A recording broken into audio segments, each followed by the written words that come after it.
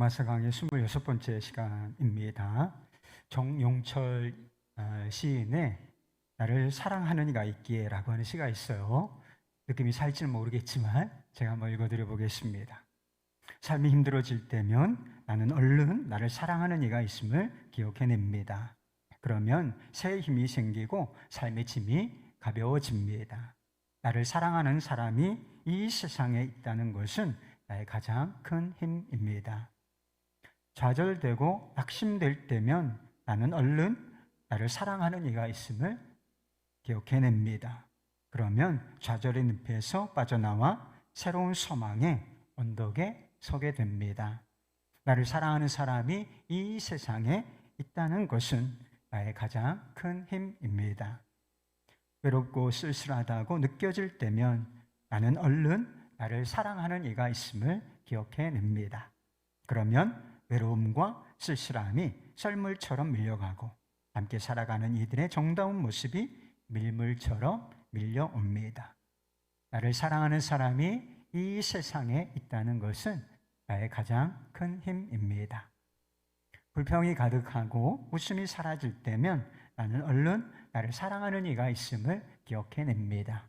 그러면 불평이 떠나가고 미소가 떠오릅니다. 나를 사랑하는 사람이 이 세상에 있다는 것은 나의 가장 큰 힘입니다. 삶이 지치고 힘들 때 여러분은 여러분을 사랑하는 사람이 있음을 기억해낼 수가 있겠습니까? 그 사람이 여러분 옆에 있나요? 그러면 여러분은 대단히 행복한 사람인 것입니다. 인생 힘든 진짜 이유가 뭔지 아세요? 인생 힘든 진짜 이유가 무엇일까? 나를 사랑하는 사람이 있다. 이 확신이 없기 때문인지도 모를 일이라 하는 것입니다.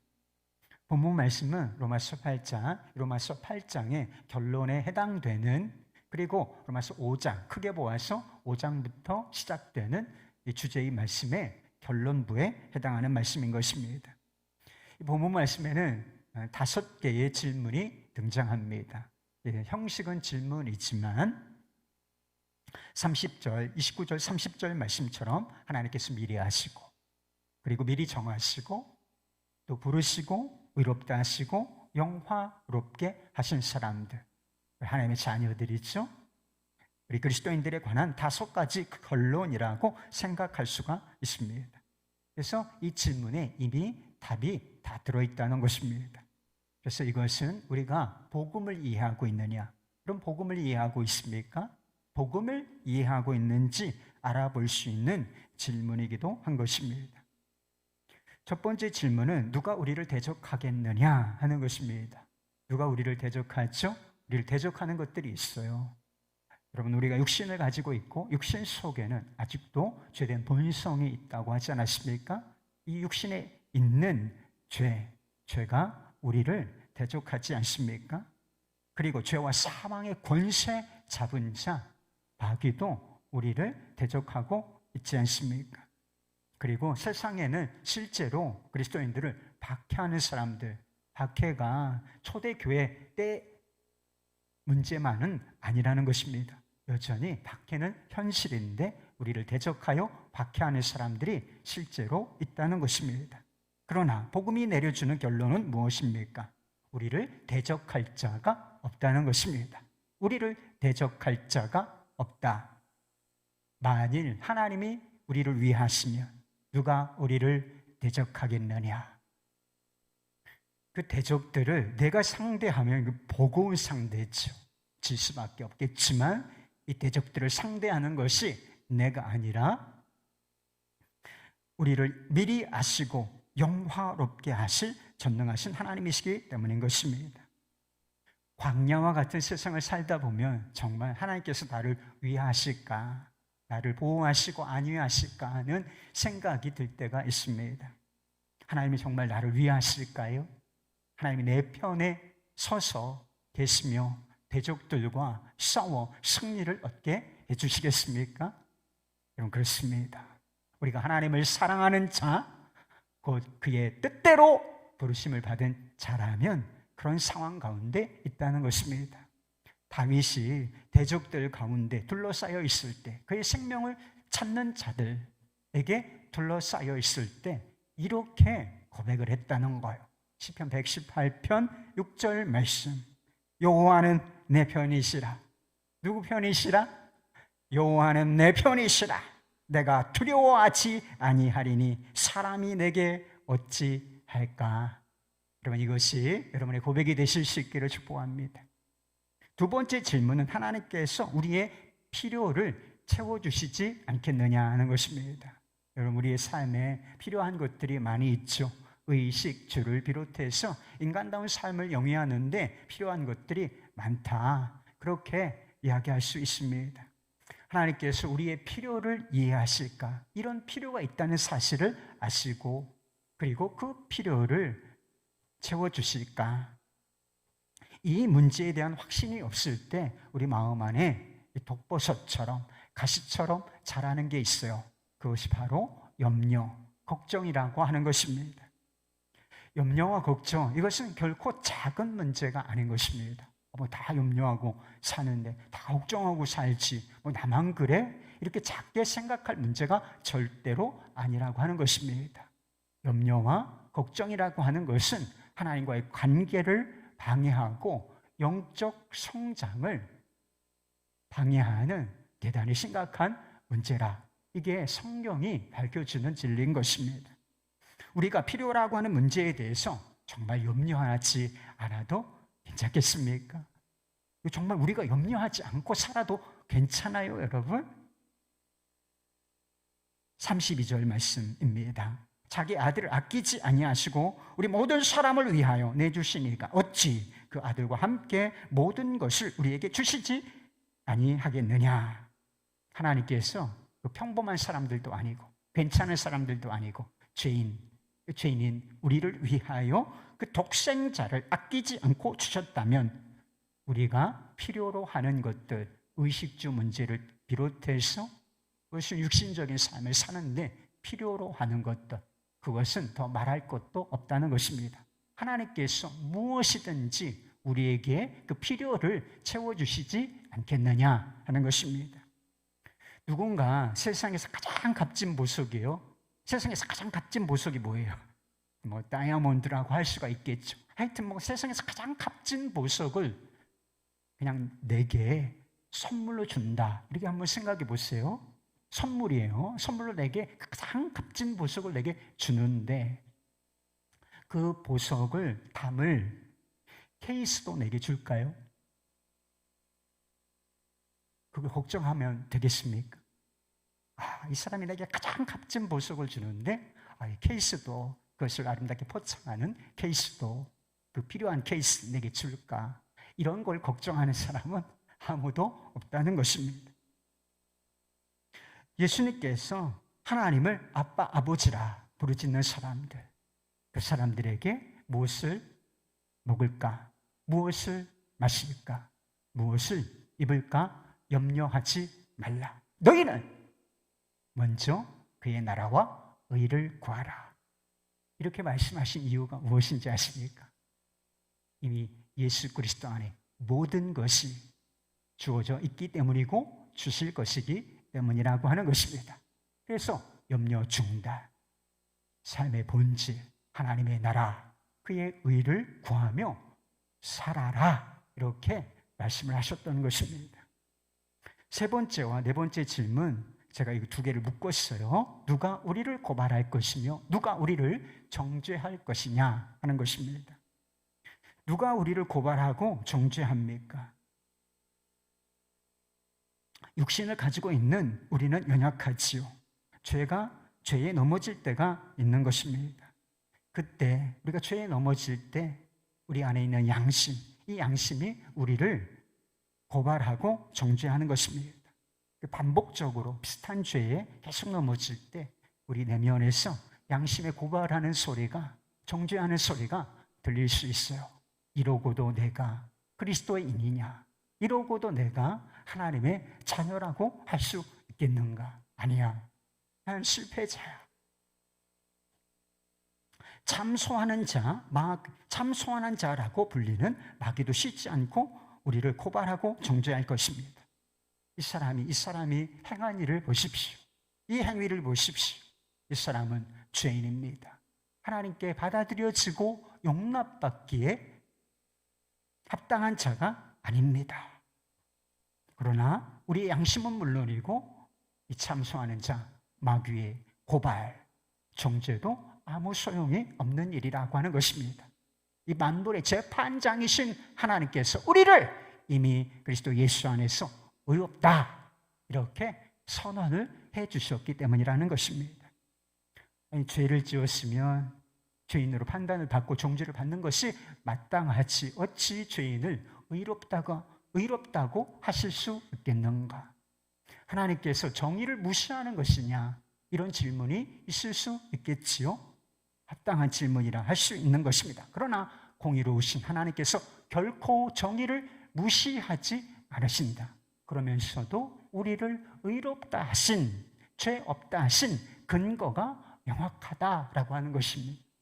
34절 말씀이요. 누가 우리를 정죄하리요? 죽으실 뿐 아니라 다시 살아나신 이는 그리스도 예수시니 그는 하나님 우편에 계신 자요 우리를 위하여 간구하시는 자시니. 이게 무슨 뜻이에요? 예수님 때문이라는 걸. 죄인일 뿐인 우리지만, 그리고 죄를 지으면 정죄를 받아 마땅하지만 예수님 때문에 우리가 죄가 없다, 그리고 의롭다, 이렇게 인정을 받게 되었다는 것입니다. 예수님께서 십자가에서 죽으신 것은 자기 죄 때문에 죽으신 것이 아니에요.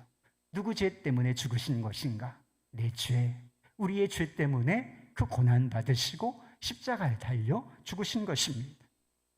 그 결과 하나님께서 우리의 죄를 용서하시고 의롭다 하실 수 있었다는 것입니다. 그런데요, 이 십자가를 한번 생각해 보세요.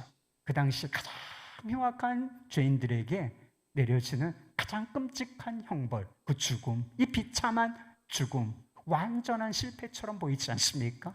완전한 실패, 절망처럼 보이는 이 십자가가 우리의 죄를 용서하며 우리를 의롭다 하실 수 있는 그런 능력이 있다. 도대체 어떻게 알 수가 있어요? 도대체 어떻게? 그것을 십자가의 능력을 입증하는 것, 십자가의 효력을 입증하는 것, 그것이 바로 우리 주 예수 그리스도의 부활이라는 것입니다. 십자가에 죽으셨을 뿐만 아니라 사흘 만에 약속하신 바대로 부활하셨다. 이것이 십자가 안에 그와 같은 능력이 있음을 입증한다라고 하는 것입니다. 그리고 지금은 하나님 보좌 우편에 앉아 우리의 중보자, 우리를 위하여 간구하는 자로 계시면서 최후 심판, 곧 하나님의 백성들의 최후 승리를 기다리고 계신다라고 하는 것입니다. 요한복음 8장에 보면 가늠하다 현장에서 잡힌 여인에 관한 이야기가 나옵니다. 그녀를 둘러싼 사람들의 손에는 돌이 하나씩 들려 있었습니다. 그 돌은 고발의 돌이요, 그 돌은 정죄의 돌, 심판의 돌이었습니다. 율법에 의하면 가늠하다 붙잡힌 사람, 그 죄가 드러난 사람은 돌로 쳐 죽이도록 되어 있었기 때문인 것입니다. 그녀의 편은 아무도 없었어요. 그러나 딱 한 분, 예수님께서 그녀의 편에서 변호자, 중보자로 서 계셨다는 것입니다. 예수님과 여자 사이에 이런 대화가 오고 가는 것입니다. 여자여, 너를 고발하던 그들이 어디 있느냐? 너를 정죄한 자가 없느냐? 대답하되 주여 없나이다. 예수께서 이르시되 나도 너를 정죄하지 아니하노니 가서 다시는 죄를 범하지 말라. 우리의 죄를 대신하여 죽으시고 부활하신 예수님, 그리고 지금 하나님 보좌 우편에 계시면서 우리를 위하여 중보하시고 간구하시는 그 예수님, 그 예수님께서는 우리가 거룩하게 살기를 바라십니다. 그것이 가서 다시는 죄를 범하지 말라, 이 말씀 속에 담겨진 주님의 마음인 것입니다. 여러분, 우리가 정말 거룩하게 진실하게 예수님을 닮은 자처럼 살 수가 있겠습니까? 여러분, 이것은 노력으로 되는 일이 아닌 거예요. 이것은 오직 은혜로 되고 믿음으로 되는 일인 것입니다. 어떤 믿음으로 되는 것인가? 내가 그리스도 예수 안에 있는 자고 믿음을 가진 자인데 우리에게는 결코 정죄함이 없다. 이 믿음 안에 서 있는 사람인 것입니다. 죄를 지어도 더 이상 정죄받지 않아요. 너 죄인이야 이렇게 판단받지 않고 그러므로 말미암아 지옥의 저주에 떨어지지 않게 되는 것입니다. 그렇다면 이제 마음대로 살아도 되겠네, 죄 좀 지어도 되겠네, 이렇게 생각하겠습니까? 이 복음을 오해하는 거예요. 그건 십자가 복음을 모르는 사람들의 피상적인 생각일 뿐인 것입니다. 이 복음, 결코 그리스도 예수 안에 있는 자에게는 결코 정죄함이 없다. 이 복음은 그 반대의 결과를 낳아야 마땅하다는 것입니다. 미국의 샌프란시스코의 금문교 아시죠? 아주 오래된 다리인데 한 30년대에 지어진 다리라 그래요. 근데 그 당시에 기술이 아주 발달하지 않은 시대에 그 높은 현수교를 짓는 일은 쉬운 일은 아니었다는 것입니다. 그래서 공사하기가 대단히 위태롭고 위험한 상황이 있어서 공사를 하다가 기술자들이 그 바다 아래로 추락하는 그런 일이 왕왕 있었다는 것입니다. 그래서 어떻게 이 일을 막을 수 있을까 시에서 고민하다가 한 가지 아이디어를 냈다는 것입니다. 공사가 진행되는 그 다리 바로 아래에 철로 된 그물망을 쳐주는 것이었습니다. 그러자 공포심 때문에 추락하는 기술자들이 없어졌다는 거예요. 그물이 쳐져 있기 때문에 공사를 하다가 발을 실족하여 추락해도 안전하단 말이에요. 네, 괜찮아. 그런데 그것이 쳐져 있을 때 더 이상은 추락하는 사람들이 없어졌다는 것입니다. 추락해도 안전하다, 내 생명이 보존될 것이다 라고 하는 이 안전에 대한 확신, 이것이 마음속에서 두려움을 제거하고 평안한 마음으로 그 일에 집중할 수 있게 되었을 때 공사를 더 안전하게 잘할 수 있었다는 얘기죠. 그리스도인들도 실족하여 죄에 추락하는 일이 있지요. 그러나 하나님이 나를 의롭다 하셨다, 그리스도 예수 안에 있는 자에게는 결코 정죄함이 없다. 이 확신이 우리를 죄에 빠지게 만드는 게 아니라 거룩함으로 나아가게 한다는 것입니다. 여러분은 그리스도 예수 안에 있다. 그리스도 예수 안에 있는 자에게는 정죄함이 없다. 이 진리를 믿으십니까? 이 진리를 진짜 우리가 믿는가는 우리의 삶에, 우리의 성품의 거룩함이라는 열매가 성장하고 있는가, 이걸 보아야 알 수 있다는 것입니다. 다섯 번째 질문은 누가 우리를 그리스도의 사랑에서 끊을 것인가 하는 것입니다. 우리를 그리스도의 사랑에서, 하나님의 사랑에서 끊어놓을 만한 것들이 많이 있습니다. 사도 바울은 자신이 몸소 겪은 7가지 역경에 대해서 이야기하고 있습니다. 환난이나 곤고나 박해나 기근이나 적신이나 위험이나 가리랴. 환난, 처음부터 칼까지 하나도 다 가볍다, 쉽다, 이렇게 얘기할 만한 역경, 고난이 하나도 없다는 것입니다. 역경은 크고 그 앞에 있는 자신들은 얼마나 연약한가, 오죽하면 도살당할 양같이 여김을 받고 있다, 이렇게 말했겠습니까? 그러나 이 모든 역경과 고난에 대한 결론은 무엇이냐? 이것 때문에 죽는 것이 아니라 이것을 넉넉히 이기느니라 하는 것입니다. 이것은 말뿐인 것이 아니었어요. 정신승리가 아니었습니다. 실제로 사도 바울은 이와 같은 고난을 몸소 삶 가운데 부딪히고 만났지만 이것을 넉넉히 이겨낸 증인으로서 성도들과 그리고 우리 앞에 증인으로 서 있었습니다. 어떻게 이런 고난과 역경을 견디는 정도가 아니라, 견디는 것만 해도 잘하는 거예요. 그런데 견디는 정도가 아니라 이것을 넉넉히 이긴다, 이렇게 고백하고 실제로 그렇게 고난, 역경을 이겨낼 수 있었겠습니까? 이유는 하나, 하나님께서 우리를 사랑하신다. 이 확신 때문이라고 하는 것입니다. 고난과 역경을 만나면 맨 처음 우리 안에 들어오는 좀 불쾌한 생각이 있어요. 의심이 있습니다. 하나님이 나를 사랑하실까라고 하는 의심인 것입니다.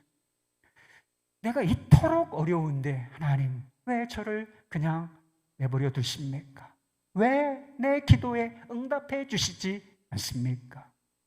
하나님, 이것도 사랑입니까?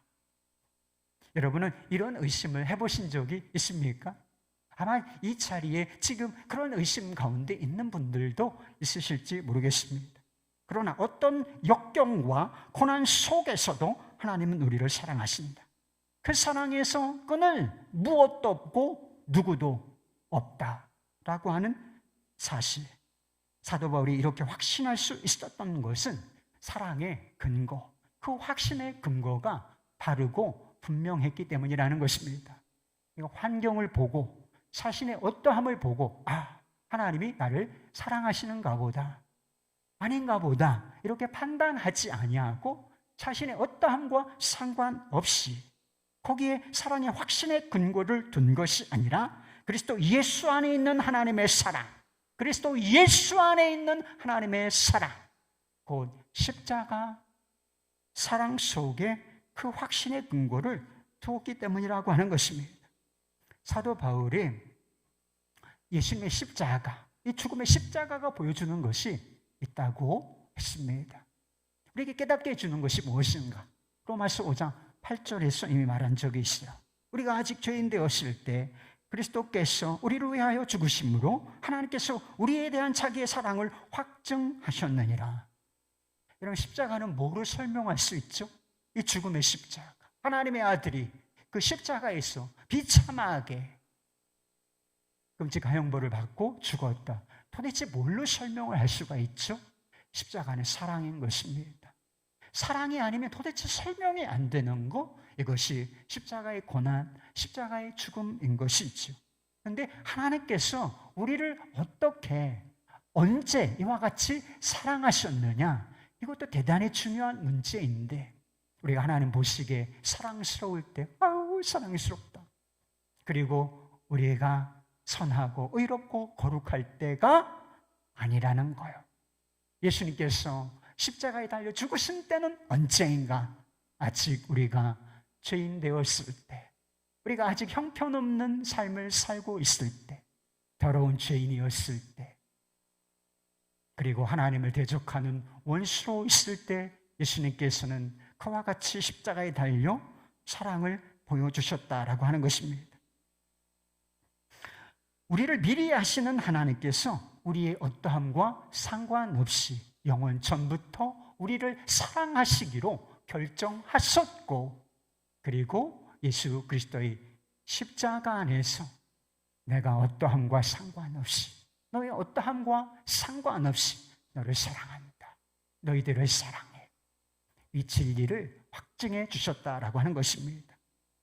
죄인인 너를 사랑한다. 우리가 지금은 의롭다 하심을 받았죠.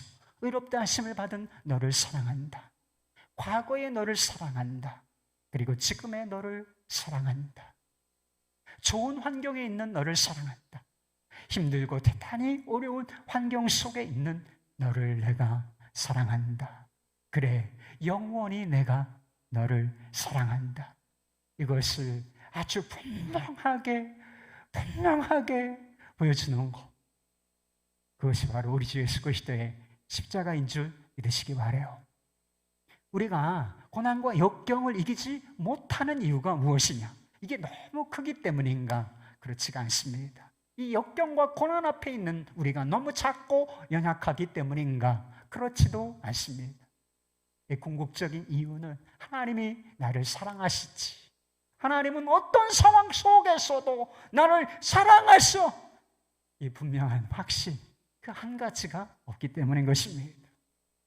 제가 세바시라고 하는 강연 프로그램을 본 적이 있는데 거기에 정두영 씨라고 정신과 의사가 출연한 적이 있습니다.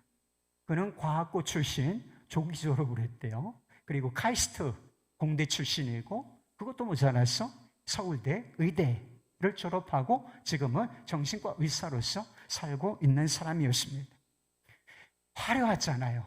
다 사람들이 선망하는 이제 스카이, 캐슬, 캐슬에 살고 있는지는 모르겠지만 막 이력이 너무 화려해. 그래서 사람들이 다 자신에게 묻는다는 거예요. 당신은 정말 힘든 일 하나도 없겠다. 그러면 정말 이렇게 화려한 이력을 가지고 있는 사람은 세상에서 출세했다, 성공했다라고 여겨질 만한 사람은 정말 힘든 일이 하나도 없었겠습니까? 아니라는 거예요. 그래서 자신에 대해서 소개하는데 IMF 때 아버지 사업이 망해서 화장실도 없는 반지하, 반지하 요새 이슈가 되고 있죠.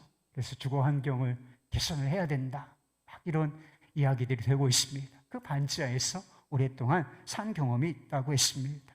그리고 카스텔을 졸업하고서 들어간 회사에서 일은 하는데 월급을 안 주는 거예요. 그래서 월급을 받지 못해서 투잡을 뛰어야 하는 일이 있었다는 것입니다. 전문의가 되어서 박사학위를 받을 때 너무나 축하받아야 할 그 상황이 아닙니까? 그런데 그때 마침 자기의 누나가 말기암 진단을 받았다는 것입니다.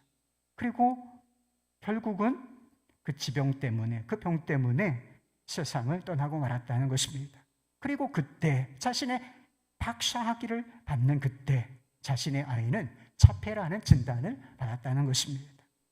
여러분, 이것이 역경이 없는 인생이 화려한 이력을 지녔다고 해서 그 사람에게 역경이 없었다, 이 맞아요? 그 사람은 꽃길만 걸은 게 맞습니까? 아니라는 거예요.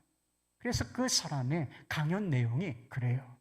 세상에 많은 사람이 존재하지만 역경이 없는 인생은 존재하지를 않는다. 단지 중요한 것이 있다면 그 역경을 어떻게 대처할 것인가, 유연하게 그 역경을 대처하는 법을 배우는 것, 이것이 중요할 뿐이라, 이렇게 말했다는 것입니다.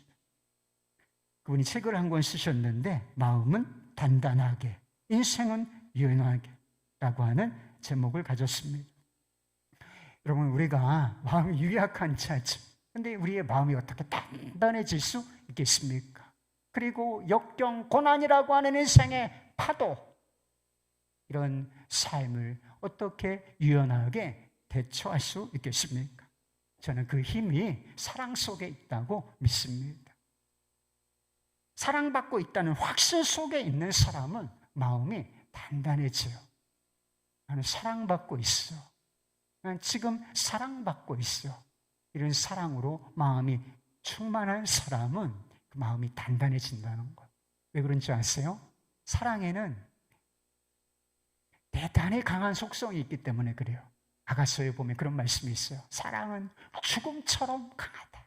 사랑은 죽음처럼, 여러분, 세상에 사랑보다 강하고 단단한 것은 없는 거예요. 그래서 그 사랑이 우리의 마음을 채우고 있을 때 우리는 마음이 단단한 자가 되는 것입니다. 또 하나 이상한 것이 있어요. 사랑은 강하고 단단할 뿐만 아니라 굉장히 부드러운 속성이 있다는 것입니다. 그래서 사랑으로 우리 내면이 충만하면 그 사람 되게 단단하지만 또 한편으로는 되게 부드러운 사람이 될 수 있는 것입니다. 사랑보다 부드러운 것은 없어서 역경이라는 인생의 파도를 타고 넘어설 수 있다는 것입니다. 제가 한 전도사님의 간증을 들었는데 간증의 내용을 잠시 읽어드리겠습니다. 제 어린 시절은 의례 교과서에서 나올 법한 평범한 가정에서 시작되지 않았습니다. 누구보다도 가난한 가정, 무책임한 아버지, 자존심을 짓밟는 친척들, 그리고 아버지가 버린 자식이라는 주홍글씨가 제게 주어진 가정이었고 삶이었습니다. 이 주홍글씨는 너무나도 무서운 낙인이었습니다. 사채업자들은 집을 들쑤셨고 친척들은 돈이 없고 실패한 인생이라며 무시했습니다.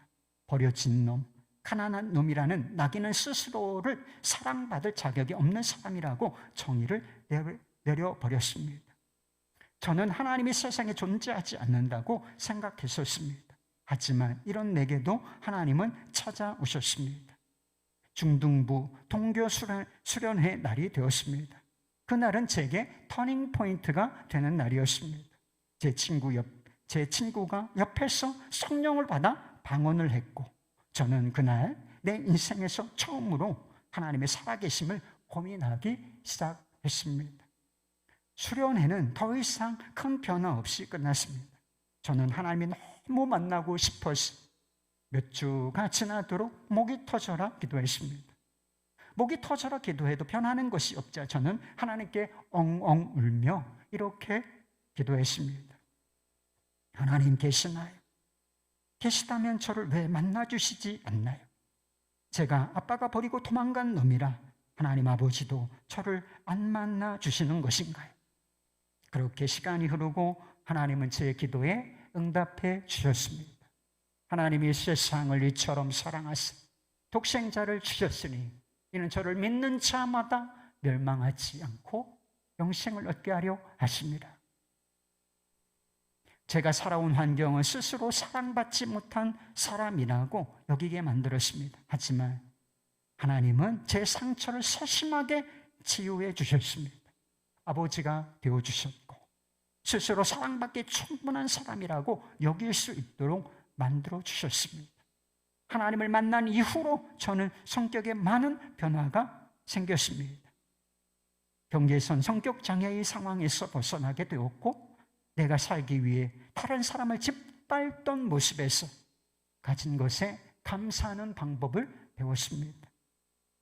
그리고 나의 안위를 위한 꿈을 꾸던 모습에서 하나님의 꿈을 꾸는 모습으로 변화되었습니다. 이제 저를 짧게 소개하려고 합니다. 저는 하나님의 자녀입니다. 어디서 와서 왜 살며 어디로 가는지 알지 못했지만 이제는 제 삶의 의미를 알고 있습니다. 저는 하나님의 꿈을 꾸기를 소망하며 그분의 눈물이 고인 곳에 함께 거하기를 소망하는 사람입니다. 이 이야기가 누구의 이야기인가? 우리 교회 정다운 전도사님의 이야기예요. 고통과 상처로 올려졌던 이 삶의 치유와 회복 그리고 소망이 임한 이유는 한 가지 때문에요. 하나님께서 독생자를 주시기까지 우리를 사랑하시는 그 사랑, 그 끊을 수 없는 사랑이 마음에 들어왔기 때문인 것입니다. 여러분을 대적하는 것이 있습니까? 그렇다면 얼른 나를 위하시는 분이 계시다는 사실을 기억해내실 수 있기를 바랍니다. 마음에서 염려와 걱정이라는 가시가 자라나고 있습니까? 그렇다면 얼른 자기 아들을 아끼지 아니하시고 기꺼이 내어주신 분이 계시다는 사실을 기억해내실 수 있기를 바랍니다. 누가 우리를 고발하고 정죄합니까? 그렇다면 우리를 위하여 죽으시고 부활하시고 지금 하나님 보좌 우편에서 우리를 위하여 간구하시는 분이 계시다라는 사실을 기억해내실 수 있기를 바랍니다. 삶에 지쳐 있습니까? 삶이 정말 힘들다. 역경과 고난이라는 거센 파도가 여러분의 삶을 덮쳐왔습니까? 그렇다면 나를 사랑하는 이가 있음을 얼른 기억해내시기를 바랍니다. 내가 확신하노니 사망이나 생명이나 천사들이나 권세자들이나 현재일이나 장래일이나 능력이나 높음이나 깊음이나 다른 어떤 피조물이라도 우리를 우리 주 그리스도 예수 안에 있는 하나님의 사랑에서 끊을 수 없으리라. 그 누구도 그 무엇도 우리를 그리스도 예수 안에 있는 하나님 아버지의 사랑에서 끊을 수 있는 것이 없다는 사실을 기억해내실 수 있기를 바랍니다. 그리고 그 확신, 그 놀라운 사랑의 확신 위에 서서 삶을 담대하게 그리고 유연하게 받아내실 수 있기를 우리 주 예수 그리스도 이름으로 축원합니다. 할렐루야.